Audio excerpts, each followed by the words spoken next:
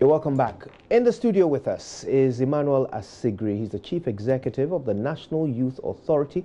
We're very happy to have you. Good afternoon to you, sir. Thank you, madam. Right, well, clearly, this is the latest example of young people feeling that in order to get what they want, they must take the law into their own hands. Unfortunate scenes from KNUST illustrating that. But it's just the latest in a series of such action. We've seen youth in Sakina here in the Greater Accra region blocking roads, burning tires because they want their roads fixed. And guess what?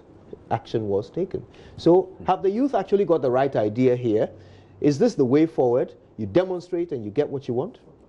Well, let me take opportunity to say good afternoon to viewers of this program and then come to the issues you've put before me. I don't subscribe to the fact that if people have grievances, it should result into we having to see the kind of scenes that were put on your screens a couple of minutes ago. Even though you've indicated that the people of Sakina have had some results as a result of the demonstration they staged, I think that it is wrong. We have some challenges as a country that I believe we need to confront. And the earlier we do this, the better, because the way things are going, you might sit and think that this is far away from you. But going with the adage that if you wear a beard and then you find a fellow wearing, a fellow's beard on fire, find water and keep by your side. We need to do this and then prevent the situation from escalating to a situation where it would then bring this country down. So this is a clear and present danger that the National Youth Authority recognizes with our youth in Ghana, right? Absolutely. Absolutely, we do. And then this is where we are calling on other state agencies whose responsibility it is to take up certain activities that fall within their purview in dealing with some of these issues. And I have had issues with NCCA with regards to the way they've carried themselves over the period. Fortunately for me, I come from a certain background. I used to be a DC under President Kufuor's time, and I had NCCA in my district. And I must say that this is an agency where you would always call and ask what programs it is that they have in terms of educating the people to get them to know what their civic responsibilities are. And you never could get any of them telling you anything. They wait, and when there is an issue, then you find them rushing in to do the firefighting, you know. And I think that we cannot continue to run our systems with this type of approach. We need to be proactive in dealing with these issues. And that's how come under my leadership at the NYA, we have become more vociferous and more visible in terms of some of these things. People keep calling and asking me. Someone came to my office this afternoon and said, look, you have really brought transformation here. If you are given some responsibility and you don't seem to understand what your mandate is, that is when you sit and then you allow things to happen. And where you are supposed to have been proactive, you then come in and try to fight the kind of the situation. And so I want to use this as an opportunity to call the NCCE to be more proactive in terms of what their mandate is supposed to be. We all know that they are supposed to be making the Ghanaian public understand what their civic responsibilities are. And once we don't engage people, you know, we would continue to have these issues come up. Right. Now, of course, at the National Youth Authority, I guess you also understand what your mandate is, right? Absolutely. So this trend that you are warning us of, I'm guessing it's something you've noticed and have been aware of for a while? Yeah. Okay, so what did you do to prevent what we've just seen at KNUST? Well, as part of our programs, we have some programs, as I speak, in the coming weeks, we have some programs that we're going to be rolling out. We have some youth camps programs that we're going to put out and saying young people, we're going to pick people from a certain background, take them to communities, especially these targeted areas. In Sakina, even though they have had their issues responded to, we will look at cases or places where we have some undercurrents and then let young people go in there and demonstrate to them that we cannot, seek to want to have a developed country when we think that the best approach is to always resort to violence. But is this not also a firefighting approach? Well, as part of the mandate of the NYA, we are doing what is a daily or a continuous program or programs of the NYA, and we are not waiting to say we are going into just communities that have problems. I use Nsakina as an example, right, but it doesn't mean that I didn't indicate that we go. I'm saying places like Nsakina where we have undercurrents, we want to quickly move in there and dealing with these issues. Okay, we'll talk more about that. We'll find out whether you noticed any undercurrents at KNUST. But let's very quickly bring in a security analyst, because I want to put this in the broader context of security as a whole in our country. Adam Bonner is a regular contributor to JoyNews on issues like this. Mr. Bonner, thanks again for your time this afternoon. Thank you very much, and thank you. Good afternoon to your cherished viewers. Is that Kojo Youngstown? It is, yes. Yes. Yes. Good afternoon, Senator Kojo Youngstown. Good afternoon, Senator Adam Bonner. In there. Indeed. It's a very long story, this senator business. I'll explain it one day. But right now, though, we want to get to the bottom of this particular matter. Are we looking at a potential national security threat? Because this is the latest in quite a trend of people agitating rather than relying on dialogue to get things done across the country. We mentioned Takwa, where they blocked the roads when the minister was there. We mentioned in Sakina, where they burnt tires, and lo and behold, someone came and leveled the road for them. So are we looking at a trend, and should we be thinking about the national security implications here? Yes. Once again, good afternoon, Senator Kojo Youngstown. You know, I think majority of Ghanaians, if you look at the recent, census, it tells you that majority of Ghanaians are, below the age where they saw, let the blood flow. They saw the chaos. They saw the carnage that, ran through this country when the military takeovers were rampant. And so I'm beginning to see a trend where, one little thing here and there, and you have young people blocking roads instead of resorting to dialogue. They block roads and sometimes try to take the laws into their own hands.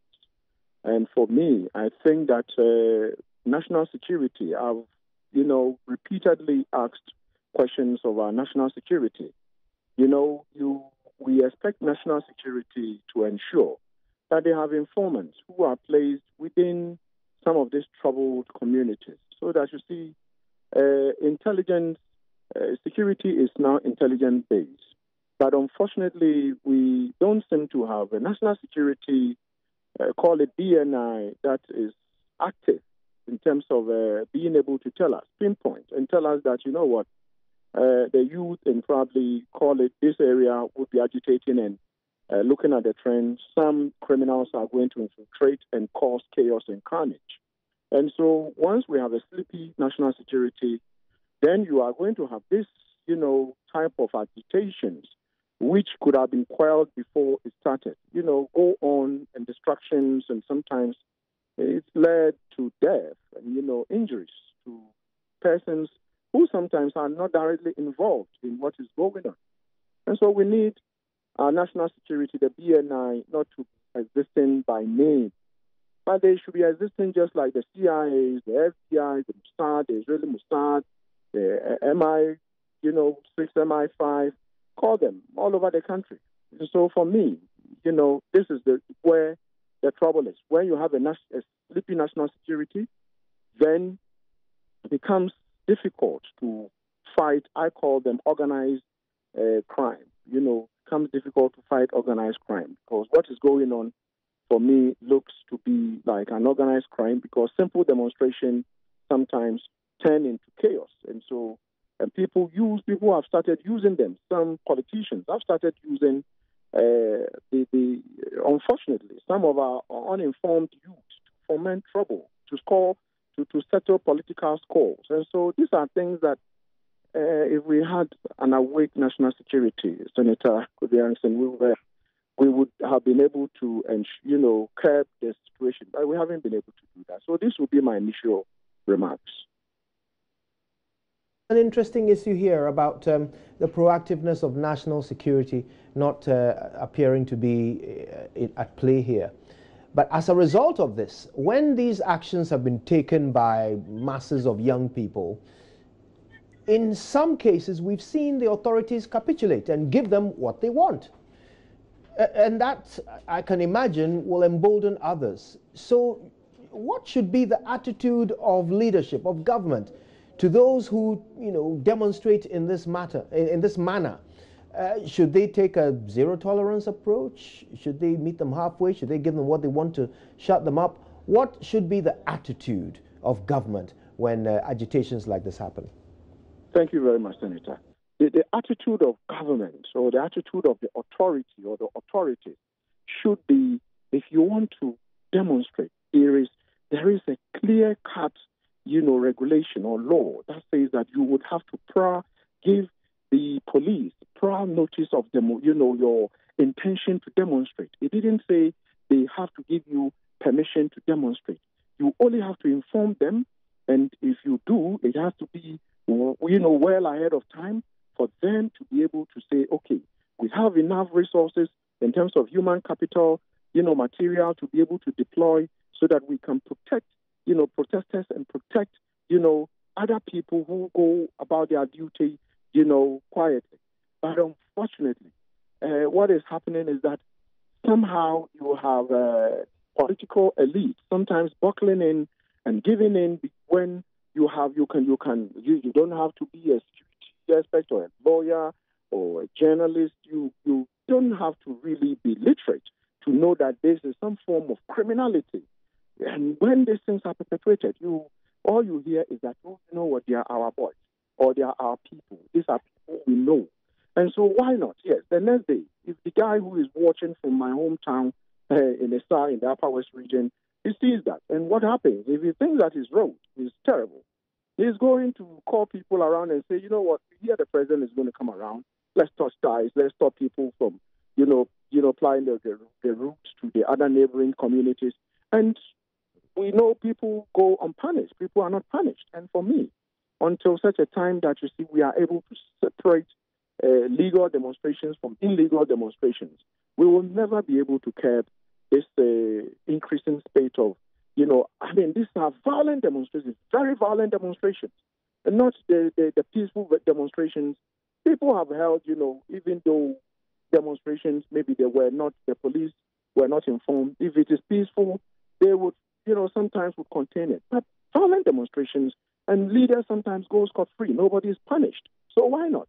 And so for me, there is some, complicit with regards to the way the authorities have dealt with these young people who think that it is my time. So I take the laws into my own hands. And let me ask you this.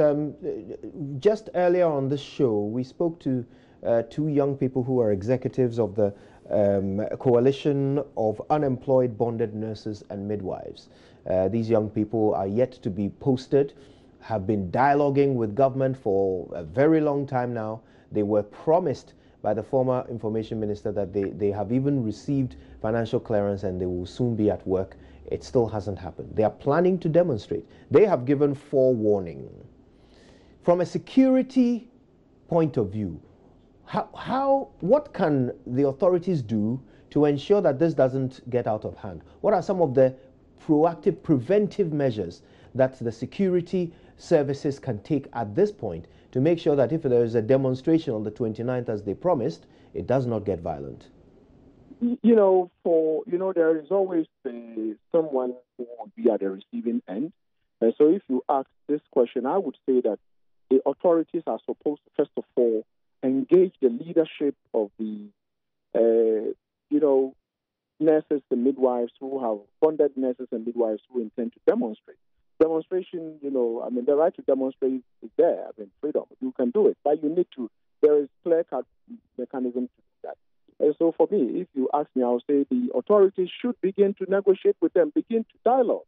It has to do with dialogue. These are people who, the right to decent, employment is enshrined. This is not just Ghana's constitution. People have the right to be employed. And so if they've been bonded and they are not getting the requisite permission to work and be paid, and they want to demonstrate, I would want to believe that they should be allowed to demonstrate under a certain regulated and, rehearsed manner. So we don't have,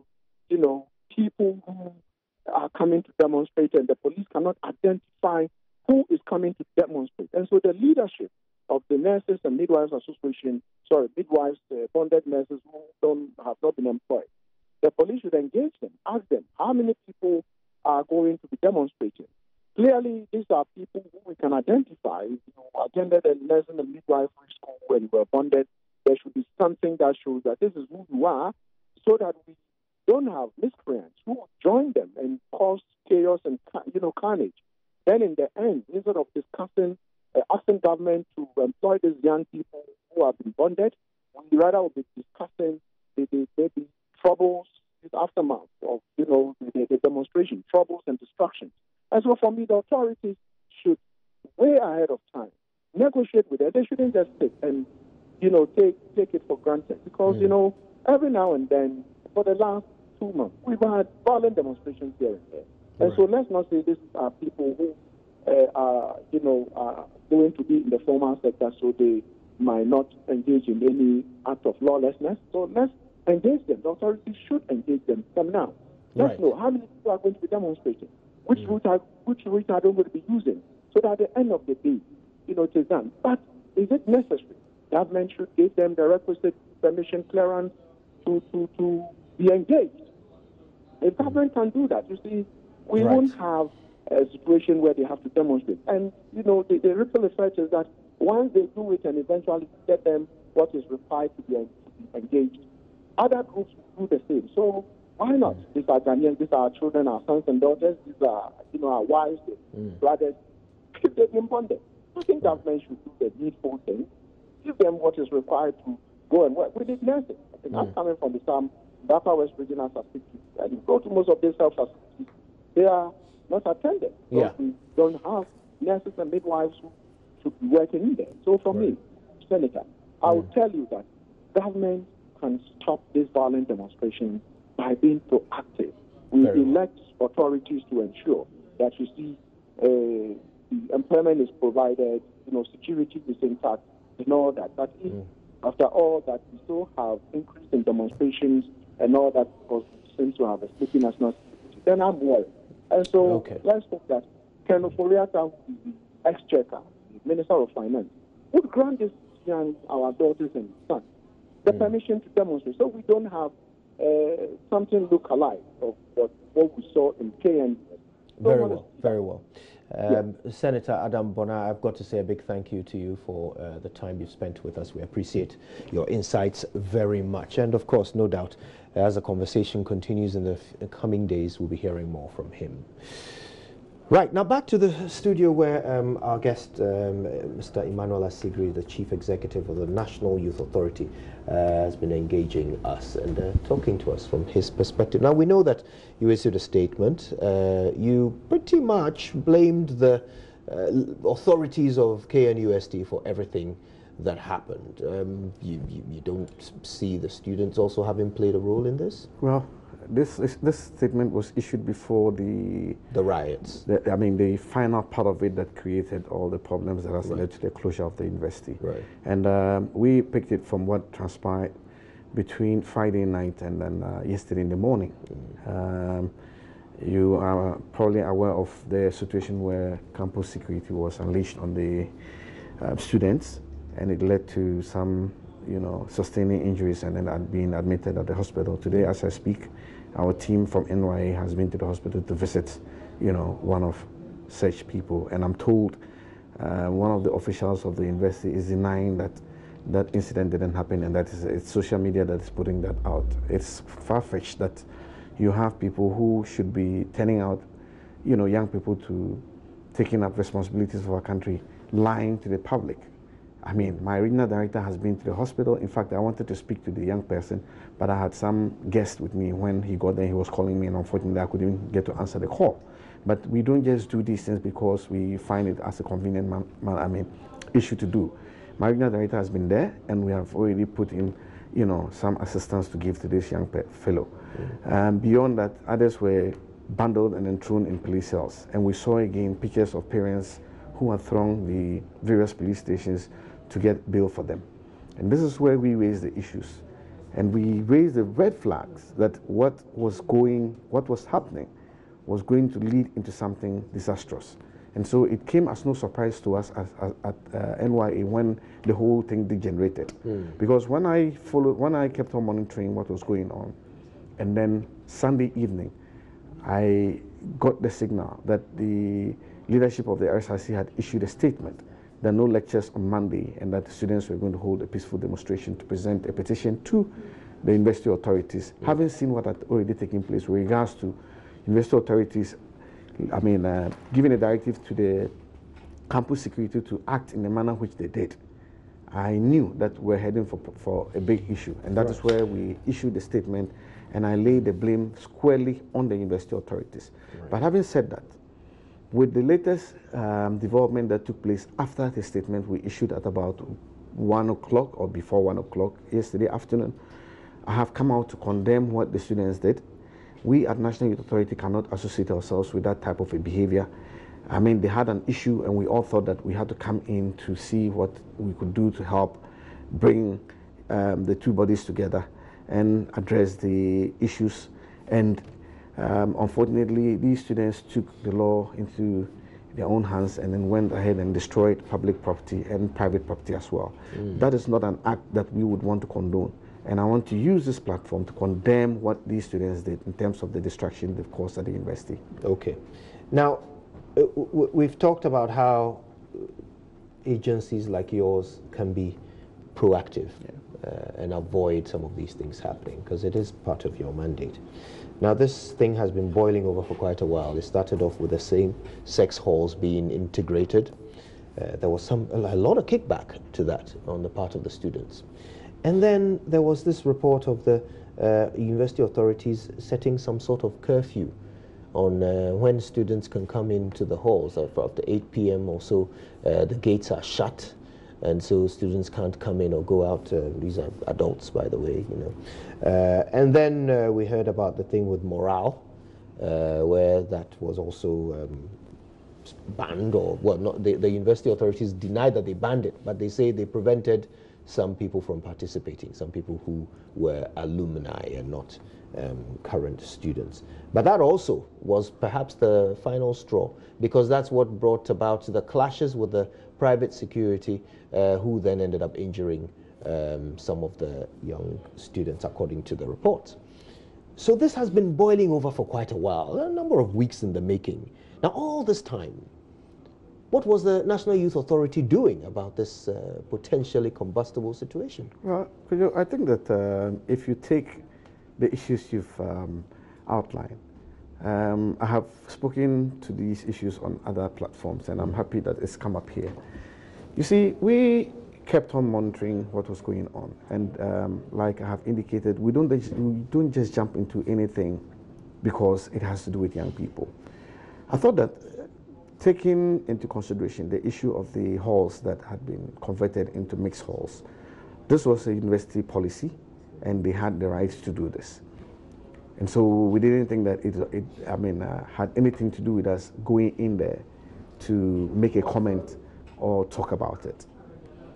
Not even to the students? Well, to prevent them from reacting badly? I think that we went past that situation, and the others that you brought about, the curfew, supposed curfew, and all the other issues that you've mentioned, all kept on coming up. But it looked as if, you know, things were getting into some normal situation on campus. Right. And so to speak, it did happen that everything was moving on fine. And until last Friday, when this vigil, you know, was held, and then we had university authorities, you know, move in with that heavy-handedness through the campus security to confront the students, which has led into all this whole issue.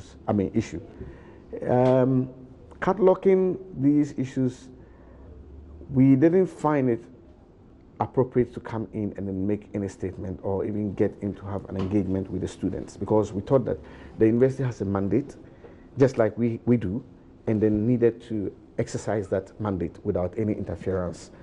But on hindsight, do you wish you had? Coming again to this vigil, if the approach was different, I bet you we wouldn't have gone in to issue the statement.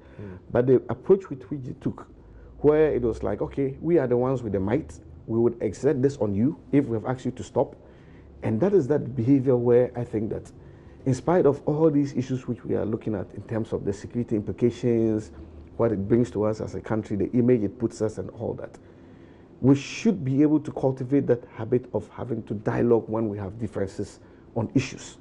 It shouldn't be a situation where because I have might, I want to exert it on you. It is not right. It is not acceptable in any civilized society. And we should not give room for these type of things to happen. In fact, this is what pushed us to issue that strong-worded statement directed at the university authorities. So those who have read our statement and think that we've gone too far in making this, I have no qualms at all. I have no worries about the wording of our statement because we meant it. And I have come out on countless number of cases where even young people have gone wrong and indicated that you cannot take such positions and address them in similar language. So it will not be because it is to do with some, you know, official norm somewhere that we would want to shy away from stating what we have to put there to let people understand that you cannot behave this way. But as we speak, we have found ourselves in an unfortunate situation. Check the reaction or the behavior of these university authorities. They have shown no signs of remorse. You find them on radio talking about, blaming everybody but for themselves, putting the blame on police, putting the blame on alumni, and then have not admitted that their actions led to where we found ourselves. Like I did indicate, I am not for once thinking in my, craziness of mind that what the students did is something for anyone to say they had a justification to do that. But as to what led to where we have gotten to is where my problem is. Right. And that is why we raised the red flag, that there was the need for the university authorities to be circumspect in their way of acting towards these students. Right. Why would we want to think that everything that happens, we should go with that heavy-handedness and then deal with it, and that's where we get answers? Okay. You are training people who are coming out. I want to read from your statement, if you don't mind. Your words here. I want to see the beginning of the sentence. You say, as the government agency responsible for youth development in this country, we find the crude means adopted by leadership of the university in resolving student agitations, such as the use of sheer force and acts of brutality, reminiscent of the era of military rule. This is criminal in nature and an affront to Ghana's democracy. We are not in a banana republic to allow the university security to take the law into their own hands and treat students as if they are second-class animals. Now, you describe it as criminal in nature. So what action do you expect to be taken against the university authorities, particularly the Vice-Chancellor? Well, for me, I think that if you look at what is going on with the key stake agencies who are now involved in this whole matter, and even just a while ago, you gave us the privilege to see what was happening at the campus when the Bantamaheni had to step in the absence of Otunfo Osetitu, who is the Chancellor of the university, to address the students and authorities. I think that these are steps taken to addressing what the challenges are. And I believe that with all stakeholders involved, it is not going to be a one-sided outcome in terms of findings that will be made in this whole issue. I am very confident that where you have the Ministry of Education leading a team where national security is involved, they will get into this matter, and where things didn't, anybody who didn't act appropriately would be taken care of. I have no doubt whatsoever in my mind that we will get the right results at the end of the day. But this is criminal activity that you're alleging. Yeah. And we are in a nation of laws. You said it very well when you said this is not a banana republic. So in our nation, there's only one remedy for criminal activity, and that's arrest and prosecution, not dialogue and negotiation by politicians. Yeah, I don't think that I'm looking at dialogue in this sense. I think that certainly there will be a fact-finding, team put in place to unravel what transpired, and that is where we will get to see who must answer what questions. So I have no doubt in my mind that once the various agencies have moved into the campus, especially with the first step the Regional Security Council took, we would unravel all the challenges that led into this whole thing. Because I would even urge parents who can pursue this matter against the university authorities with regards to the brutalities that were meted to their wards, because like my statement indicated, we are a country of laws, and you have also put that before me, and we cannot think that because some people have been given some uniform to wear and then be identified as a particular group of persons, they are above the law. Everyone in this country is not above the law, and then people must answer for their carelessness that has led to where we have found ourselves. Now, we'll talk a bit more about this, but we're joined on the phone by Aku Hefron. Aku Hefron is a clinical psychologist and a lecturer at Central University. Thank you very much for your time, and good afternoon. Good afternoon. My pleasure. Now, we want to understand the psychology of this sort of mob action. So I want you to perhaps take us hypothetically into the mind of a young student in the middle of the melee yesterday. As all around them, people are committing criminal acts of vandalism, and they're in the middle of it, the center of it. Tell me what's going on in their minds, and what is it that leads them to disregard their own safety and the safety of others and the value of property and life around them? All right. Good afternoon once again to all our listeners and viewers. I'm thinking that to a large extent, there must have been a problem. And the problem, from what I have heard so far, has to do with a breakdown in communication. As human beings, our basic need is effective communication. Not just communication, but effective communication. Meaning that I should understand what you are saying, and you should understand what I am saying, and we should reach some level of consensus. However, it seems like there was no consensus in this whole issue. Then again, you are asking what could be going through their minds. You know that there comes a point in time when people think that once they do certain things, then it becomes newsworthy. Otherwise, nobody really cares. So then, in this case, if they hadn't gone on a rampage, nobody would have really covered the issue, and it wouldn't have become anything for us to be talking about now. So perhaps some of them were thinking that, well, if we go and do these things, we destroy property, we riot, we do all kinds of negative things, then the necessary attention will be given to us, and then whatever we have to say will be said, and then those who have to listen will then listen. So for me, I think that was what may have gone through the minds of those who were vandalizing property. Right. Now, I'm no expert in psychology, but it strikes me that generally when people are on their own and they have problems or issues and they want attention, they on their own, they don't tend to resort to the extent that a mob or a crowd is able to resort to. So one person seeking redress will probably not walk around smashing windows and buildings and so forth. So tell us about the difference between the mob mentality, how people think when they're in a group together, and how the difference between that and the sane, logical behavior of an individual. Great. So when you as an individual, your identity is easily gotten from anywhere. So if you should get up and go and smash a window, for example, everybody will think that you're going bananas. You're not correct. I mean, something has to be done to you. However, when it comes to mob situations, your identity is virtually crowded in that mob. So to a large extent, people are not able to easily identify who did what. And that's what makes it easier for people to let go of themselves and then misbehave.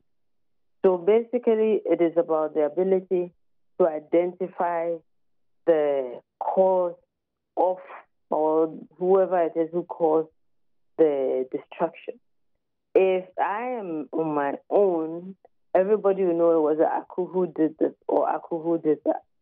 and quickly somebody will come to my aid and say, no, Aku may be having some mental issues for which reason she needs help. However, when it comes to mob reaction, identities are mixed up and messed up, and it's difficult to take one person or to identify one person as the cause of the destruction. And that is why it is easier for people to cause destruction when they are in the mob situation as opposed to when they are individuals. Now, would you say there are some techniques that can be used to quell mob action at its beginning if some person of authority wants to calm a group of young people down and prevent them from taking violent action? Are there any practical ways of doing this? Well, that would be with the security people, where they might use maybe water cannons, etc., rather than using things that will hurt or kill. So then they can use maybe water to flush the people, and then they run, they disperse, or things that are not hurtful, things that wouldn't hurt the people. However, if they end up using bullets, etc., guns, machetes, clubs, etc., then they are not really in the right frame, because then they intend to hurt them. Right. Madam Aku Hefron, I want to say a big thank you to you for sharing your time with us, and of course your insights as well. Right. Well, this is a matter that obviously is only at its beginning, but in terms of the conversations that are to come from it and the lessons that are to be learned. And until this is resolved fully, all stakeholders, I hope, will continue to dialogue, including yourselves. Absolutely. At the National Youth Agency. Thank you very much for your time. Thank you too, Kojo, for having me. Right, well, and that was Mr. Emmanuel Asigri, Chief Executive of the National Youth Authority there.